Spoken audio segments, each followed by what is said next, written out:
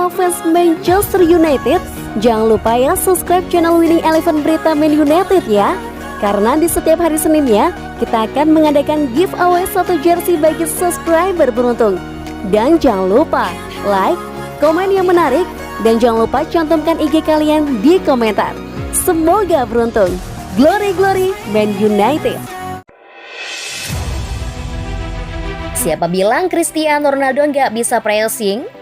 Cristiano Ronaldo tampil agresif saat Manchester United bersuah Crystal Palace. CR7 aktif memberikan pressing kepada lawan demi mendapatkan bola. Dia turun sebagai starter dalam duel MU versus Palace di Old Trafford. Dia berdua dengan Marcus Rashford dalam formasi 4-2-2-2. Meski ditempatkan sebagai penyerang, Ronaldo tidak hanya sekadar menunggu bola matang saja. Bintang 36 tahun itu turut aktif menekan lawan dan merebut bola.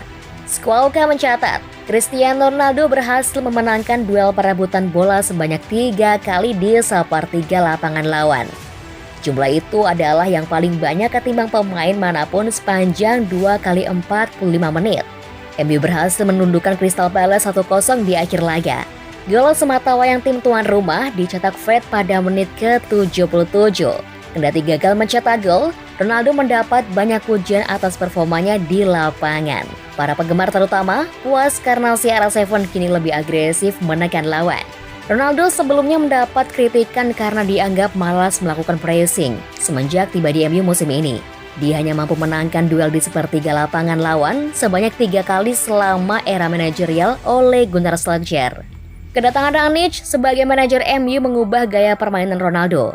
CR7 diupayakan tidak hanya berbahaya saat memegang bola, tapi juga mau bekerja keras kala timnya kehilangan bola. Kerja keras Ronaldo saat menghadapi Palace mendapat apresiasi dari Rangnick. Dia mengakui pemain Portugal itu lebih aktif dalam pergerakan tanpa bola.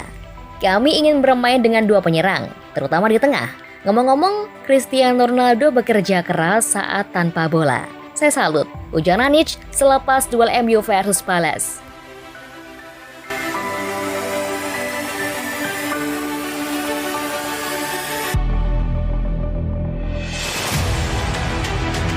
Jadwal MU di akhir 2021 untuk biasakan diri dengan Rangnick Press. MU sudah resmi menjalani laga pertamanya di bawah arahan Ralf Rangnick. Agar maunya Rangnick lebih bisa dipahami, masa-masa adaptasi pun menanti. Kemenangan atas Palace dengan skor 1-0 di Old Trafford diraih MU dalam laga perdana Rangnick duduk di kursi manajer interim. Sebelum laga ini, Rangnick praktis cuma 1 kali jumpa pemainnya di lapangan latihan. Dalam laga tersebut, Rangnick seperti diduga sebelumnya, menerapkan gaya pressing tinggi ala gegenpress untuk diperagakan para pemain setan merah. Dengan intens, terutama di babak pertama, Ronaldo CS pun terus memberikan tekanan kepada para pemain Palace sedari area bertahan tim lawan.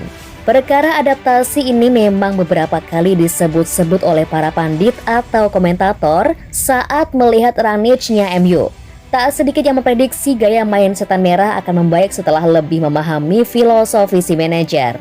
Sehubungan dengan itu, sejumlah laga yang dihadapi MU di sisa tahun 2021 ini di atas kertas memberi peluang besar untuk masa-masa adaptasi tersebut.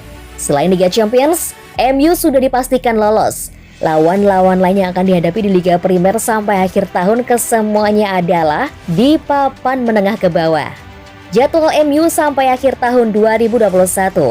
Rabu 8 Desember, Champions League, Manchester United versus Young Boys. Sabtu 11 Desember, Premier League, Norwich City versus Manchester United.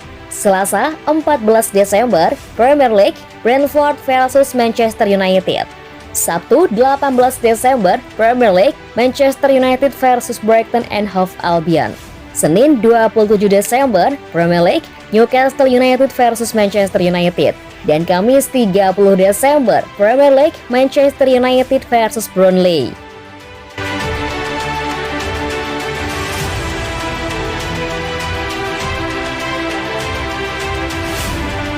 Ralf Rangnick akan menambahkan Chris Armas ke staf kepelatihannya di Manchester United. Rangnick dikonfirmasi sebagai manajer sementara United minggu lalu, tapi telah bekerja dengan staf pelatih yang ada di klub, kecuali Michael Carrick.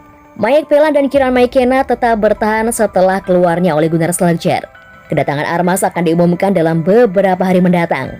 Orang Amerika itu sebelumnya pernah melatih New York Red Bulls dan Toronto FC setelah bermain karir dengan Long Island Rock Riders, LA Galaxy, dan Chicago Fire. Sebelumnya Ranić telah membahas membawa pelatihnya sendiri. Pekan lalu dia berkata, "Saya jelas akan mencoba menemukan 1, 2, mungkin 3 orang yang dapat bergabung dengan kami dalam 1 atau 2 minggu. Tapi karena peraturan Brexit itu tidak terlalu mudah. Banyak mantan rekan kerja saya, tidak peduli apakah itu analis video atau asisten pelatih yang terkait kontrak jangka panjang dengan klub-klub besar sehingga mereka tidak tersedia sekarang. Dan kami harus sedikit pintar menemukan orang yang tepat. Saya berharap kami bisa memasukkan mereka ke sini dalam 1 atau 2 minggu ke depan. Tapi saya tidak dapat memberitahu Anda nama-namanya," ujar Ranić menambahkan.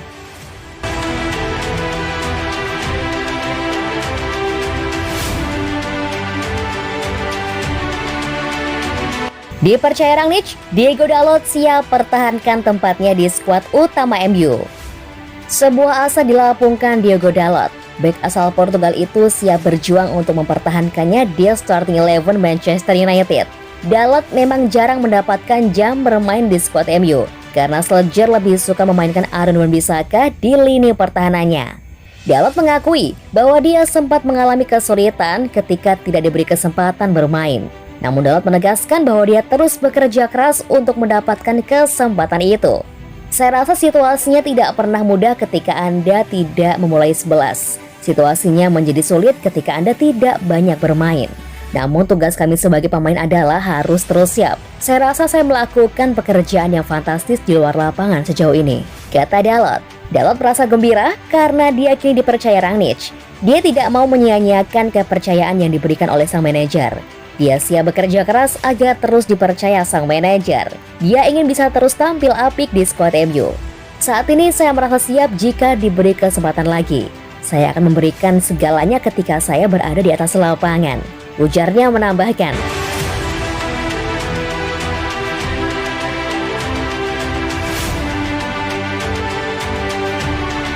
Ralf Ranić wacanakan rotasi besar-besaran lawan Young Boys. Tapi Ralf Ranić membeberkan kondisi timnya jelang menghadapi Young Boys.